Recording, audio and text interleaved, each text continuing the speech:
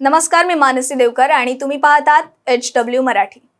नाणार तेल शुद्धीकरण प्रकल्पाचा मुद्दा पुन्हा एकदा चर्चेच्या केंद्रस्थानी आलाय आणि याला कारणीभूत ठरलेत एक केंद्रीय मंत्री। कारण नाणार प्रकल्पाचं पुनरुज्जीवन होण्याची शक्यता असल्याचे सुतोवाच केंद्रीय मंत्री धर्मेंद्र प्रधान यांनी केले आहेत। धर्मेंद्र प्रधान असं म्हणाले की या प्रकल्पाबाबत महाराष्ट्र सरकारचं मतपरिवर्तन होत असल्याचे संकेत आता मिळत आहेत। या प्रकल्पाचा आकार कमी करून तो कोकणातच उभारण्याचा विचार सध्या सुरू आहे। देर आए लेकिन दुरुस्त आए या न्यायानं सरकारच्या मतपरिवर्तनाचं स्वागतच केलं पाहिजे असं सांगत धर्मेंद्र प्रधान यांनी नाव न घेता शिवसेनेला चिमटा सुद्धा काढलाय। कारण सेनेने आता आपली याबाबतची जी भूमिका आहे ती बदलली आहे। जाणून घेऊयात सेनेची ही बदललेली भूमिका आणि त्याबरोबरच अन्य राजकीय पक्षांच्या त्यावरच्या भूमिका। तसंच हा प्रकल्प नेमका काय आहे हे पण पाहूयात। पण त्याआधी हा व्हिडिओ जर तुम्ही YouTube वर पाहत असाल तर आमचं चॅनल सबस्क्राइब करा आणि जर Facebook वर पाहत असाल तर आम्हाला लाईक आणि फॉलो करा। नाणार प्रकल्प नेमका काय आहे हे आधी जाणून घेऊयात। नाणारमध्ये एक प्रस्तावित तेल शुद्धीकरण प्रकल्प आहे। हे गाव रत्नागिरी आणि सिंधुदुर्ग जिल्ह्याच्या सीमेवर राजापूर तालुक्यात आहे। मधल्या काळात हा प्रकल्प पर्यावरण आणि पुनर्वसनाच्या मुद्द्यामुळे बारगळला होता। पण आता रिफायनरी प्रकल्पासाठी राजापूर तालुक्यातील बारसू या गावाचा प्रस्ताव देण्यात आलाय। त्याचबरोबर ही आशियातील सर्वात मोठी रिफायनरी ठरणार असल्याचाही दावा केला जातोय। आता या प्रकल्पाबाबत शिवसेनेची काय भूमिका आहे ती पाहूयात। खरं तर या प्रकल्पाविरोधात शिवसेना सुरुवातीला मोठी आक्रमक होती। कारण 2015 साली सरकारने या तेल शुद्धीकरण प्रकल्पाची घोषणा केली होती आणि तेव्हा शिवसेना आणि माजी मुख्यमंत्री नारायण राणे यांनी या प्रकल्पाला विरोध केला होता। मात्र आता राणे असतील किंवा शिवसेना असेल या दोघांचाही नाणारला असलेला विरोध आता मावळत असल्याचं पाहायला मिळतंय। कारण एकतर नारायण राणे हे आता नाणारचं समर्थन करणाऱ्या भाजपमध्ये आहेत आणि दुसरीकडे राज्याचे पर्यावरण मंत्री आणि शिवसेना नेते आदित्य ठाकरे यांचं नुकतंच आलेलं वक्तव्य सुद्धा नाणारचं समर्थन करणारे संकेत देत आहेत। कोकण दौऱ्यावर असताना मंत्री आदित्य ठाकरे याविषयी माध्यमांशी बोलताना म्हणाले की लोकांना विश्वासात घेऊनच आम्ही पुढे जाऊ, लोकांशी संवाद साधणं गरजेचं आहे। महाराष्ट्रातल्या कुठल्याही चांगल्या प्रकल्पाला आमचा विरोध नाहीच। आदित्य ठाकरे असंही म्हणाले की चांगला मोठा प्रकल्प जर येत असेल तर तिथल्या स्थानिकांसोबत आणि भूमिपुत्रांसोबत चर्चा करून त्यांचे हक्क कसे अबाधित राहतील आणि त्यांचे हक्क त्यांना कसे मिळतील हे पाहणं सरकारची प्राथमिकता आहे। कुठेही प्रदूषण होणार नाही याची काळजी घेऊनच जर तो प्रकल्प आला तरच आम्ही त्याला मान्यता देऊ असंही आदित्य ठाकरे यांनी यावेळी स्पष्ट केलंय। तर दुसरीकडे मुख्यमंत्री उद्धव ठाकरे यांनी थेट पंतप्रधान नरेंद्र मोदी यांना 14 फेब्रुवारी 2022 रोजी पत्र लिहिल्याची माहिती मिळते। या पत्रात त्यांनी नाणार रिफायनरीसाठी लागणारी जवळपास 14,000 एकर जागा आणि बंदरासाठी जवळपास 2,414 एकर जागा देण्याची तयारी दर्शवली असल्याची माहिती मिळते। राजापूर तालुक्यातील बारसू, सोलगाव आणि पश्चिम भागातील काही गावांचा आणि भागांचा या पत्रामध्ये उल्लेख केला असल्याचं सुद्धा समजतंय। आता पाहूयात या प्रकल्पाला विरोध का आहे ते। प्रकल्पाच्या समर्थकांकडून असं सांगितलं जातंय की नाणारचा प्रकल्प होणं हे संपूर्ण महाराष्ट्राच्या दृष्टीनं अतिशय आवश्यक आहे। कारण या प्रकल्पाच्या माध्यमातून सुमारे 3 लाख कोटी रुपयांची गुंतवणूक होणार आहे। पण असं जरी असलं तरीही या प्रकल्पाला इथल्या स्थानिकांकडून कोकणवासियांकडून होणारा विरोध हा कायमच आहे। बारसू, सोलगाव, धोपेश्वर, पंचक्रोशीच्या स्थानिकांकडून या विरोधातील आंदोलनाला देखील सुरुवात झाली आहे। नाणार प्रकल्पाला विरोध हा 2 मुद्द्यांवर होतोय। एक म्हणजे पर्यावरण आणि दुसरं म्हणजे प्रदूषण। तिथल्या हजारो स्थानिकांच्या हक्काच्या पिढीजात जमिनी, शेती आणि बागायती या जाणार असल्यामुळे या प्रकल्पाला विरोध होतोय। तर पिण्याच्या पाण्याचाही प्रश्न निर्माण होईल, मोठ्या पर्यावरणीय समस्या निर्माण होतील, प्रदूषण होईल ही सुद्धा यामागची कारण आहेत। आणि सगळ्यात महत्त्वाचं म्हणजे कोकणाचं सौंदर्य नष्ट होण्याची भीती आहे। त्याचबरोबर तिथल्या स्थानिकांना यातून नोकऱ्या मिळणार का याची शाश्वती सुद्धा नाहीये आणि म्हणूनच या प्रकल्पाला विरोध होतोय। नाणारचा रिफायनरी प्रकल्प माजी मुख्यमंत्री देवेंद्र फडणवीस यांचा महत्त्वाकांक्षी प्रोजेक्ट मानला जायचा। पण उद्धव ठाकरे यांनी या स्थानिकांचा या प्रकल्पाला विरोध असल्याने हा प्रकल्प रद्द करण्याची भूमिका घेतली होती। तर 2019 साली निवडणुकीदरम्यान सत्तेत येताच नाणार रद्द करू अशी भूमिका उद्धव ठाकरे यांनी घेतली होती। मात्र आता उद्धव ठाकरे हे महाविकास आघाडी सरकारचे मुख्यमंत्री झालेत खरं तर बोलल्याप्रमाणे शिवसेनेने सत्तेत येताच नाणार प्रकल्प रद्द करण्याचा निर्णय घेतला, पण आता या गोष्टीला अवघं वर्ष लोटलं असताना आदित्य ठाकरे यांनी मांडलेली भूमिका शिवसेनेच्या बदललेल्या भूमिकेचे संकेत देते. 2019 आणि 20 मध्ये नाणार तेलशुद्धीकरण प्रकल्पाबाबत शिवसेनेची असलेली ठाम नकाराची भूमिका आता आदित्य ठाकरे यांच्या निमित्तानं बदलताना दिसते.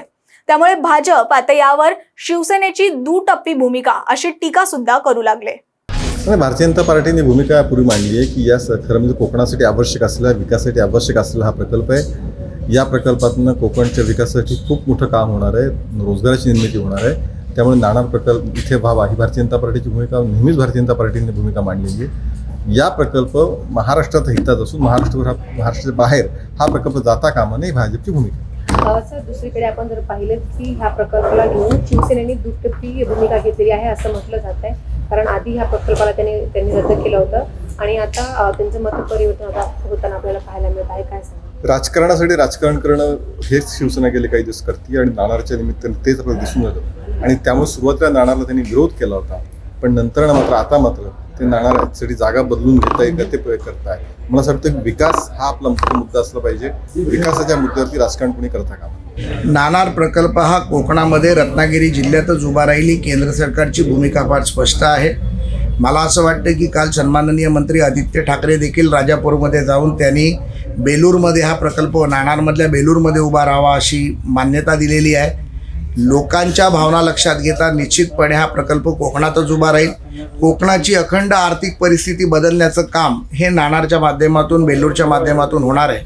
मला वाटतं की 3 लाख कोटीहून अधिक रुपयाची गुंतवणूक तिथे होईल. कोकणातल्या लोकांना रोजगार मिळेल, प्रत्येकाची परिस्थिती सुधरेल. त्यामुळे निश्चितपणे हा प्रकल्प होईल. जी लोक विरोध करतायत हा तात्विक विरोध हा मुठभर लोकांचा आहे, त्याला न जुमानता हा प्रकल्प झाला पाहिजे ही आमची मागणी. मला असं वाटतं की त्या लोकांनी ज्यांनी माननीय मुख्यमंत्र्यांना पत्र दिलं, ज्यामध्ये प्रकल्पाच्या बाजूने असलेल्या लोकांची संख्या जास्त होती आणि मुख्यमंत्र्यांची प्रथमपासून भूमिका तीच होती, ज्या वेळेला ते शिवसेना पक्षप्रमुख होते तेव्हा देखील, की जर प्रकल्पाच्या बाजूने लोकांनी मतदान केलं तर निश्चितपणे मी ती भूमिका माझी तीच असेल. त्यामुळे मला वाटतं की कदाचित मुख्यमंत्र्यांचं मतपरिवर्तन झालं आहे आणि ते कोकणाच्या दृष्टीने उचित आहे.